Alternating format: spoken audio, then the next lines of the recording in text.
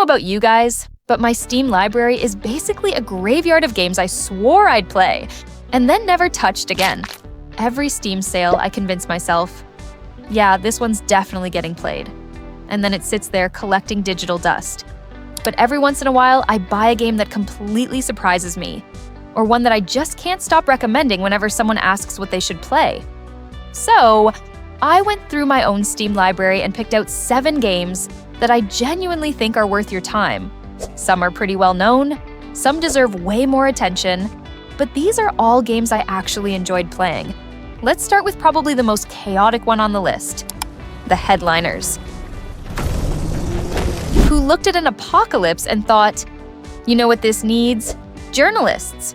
Apparently, the developers did. And that's how we got the headliners.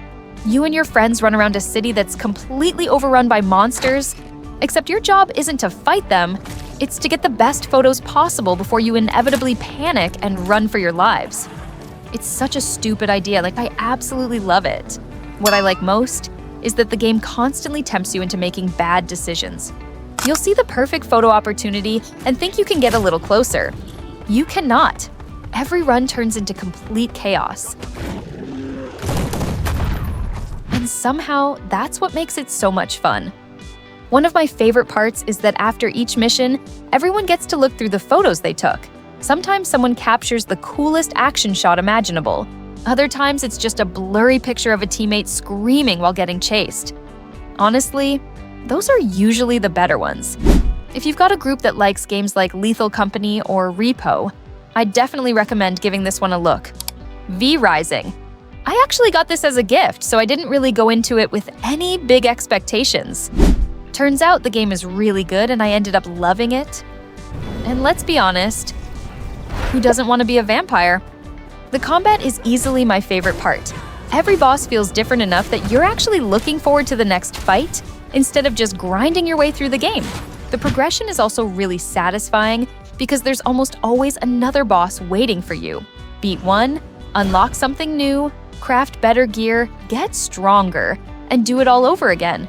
It keeps dangling that next upgrade in front of you, which made it really hard for me to put the game down. Now yeah, gathering resources can get a little grindy, but honestly I expected that going in.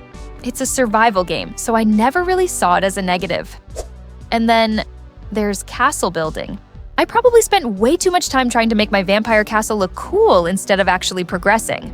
Worth it! I never really got into the PvP side of things, so I can't really comment on that, but I had more than enough fun just playing PvE, the Planet Crafter. This game scratches a very specific part of my brain. You start on this empty, lifeless planet, and slowly, really slowly, you turn it into somewhere humans could actually live. What makes it so satisfying is that you don't just watch numbers go up. You actually see the planet changing.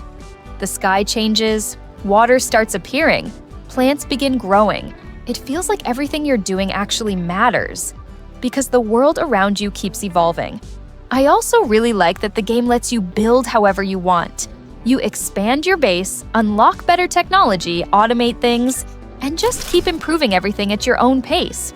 It's one of those games where you tell yourself you'll stop after one more upgrade. 3 hours later, you're still redesigning your base. The Spell Brigade. I've played quite a few bullet hell games, and this honestly has some of the best movement I've experienced in the genre. Everything feels really smooth and responsive, which makes dodging through massive waves of enemies incredibly satisfying. What kept me coming back, though, was experimenting with different characters and seeing what kind of ridiculous spell combinations I could put together. Every run feels a little different, and it's always fun when you stumble into a build that ends up absolutely melting everything on screen. Before you know it, there are spells flying everywhere, enemies exploding left and right, and somehow you're still trying to keep track of what's happening. Well, most of the time, if you do decide to play with friends, the game gets even more chaotic because friendly fire is always on. Whether you're playing solo or with a group, it's one of those games that's really easy to jump into, but hard to stop playing once you get into that just one more run mindset. If you're a fan of games like Vampire Survivors, I definitely recommend giving this one a shot. Coral Island. I think Coral Island is probably my favorite farming sim at the moment. The art style was the first thing that caught my attention, Everything just looks so vibrant, and the island feels alive without trying too hard. I also really like the cast of characters.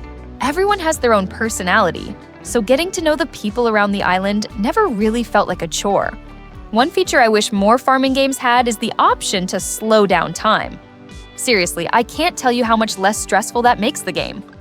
And I know, you can do something similar with mods in Stardew Valley, but having it built into the game just makes it so much more accessible. Instead of sprinting across the map trying to squeeze 10 things into a single day, you can actually slow down, take your time, and play at your own pace. But my favorite feature by far has to be restoring the ocean.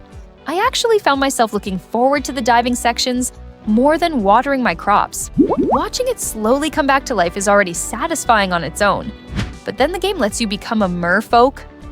Well, I'm sold. Definitely not fried chicken. I bought this because I genuinely thought I was getting another restaurant management game. The title should have been my first clue. Let's just say it goes in a very different direction. Even so, I ended up enjoying it way more than I expected. At first, it feels a little overwhelming because there are a lot of systems to manage, but once everything starts clicking, it's really satisfying. You open one business, then another, and suddenly you've spent the last 3 hours optimizing everything without even noticing. It's honestly a shame the developers stopped updating it because I think it had a lot of potential. Even so, I still had a great time with it. Cat Mail Company. I wanted to end this list with something cozy. Cat Mail Company is just comfortable. The art style has this nostalgic charm that instantly makes me want to keep playing. The gameplay is really simple. You're sorting mail, organizing packages however you want, and helping out the people around town. There aren't strict timers constantly rushing you, and you're never punished for not doing things perfectly. It's just relaxing. If you're someone who enjoys organizing things, or you weirdly find repetitive tasks satisfying like I do, I think you'll have a really good time with this. Even after I finished the main story, I kept coming back because it's just such an easy game to unwind with. So yeah, those are 7 games from my Steam library that I genuinely think are worth checking out. This was a bit of a different video from what I normally make, so let me know if you'd like to see this become a series. I've got way too many games in my library, so there's definitely enough for a part 2. And if you've got a game that you think deserves more attention, let me know in the comments. My backlog is already out of control. But what's one more game, right? Thanks for watching, and I'll see you in the next one.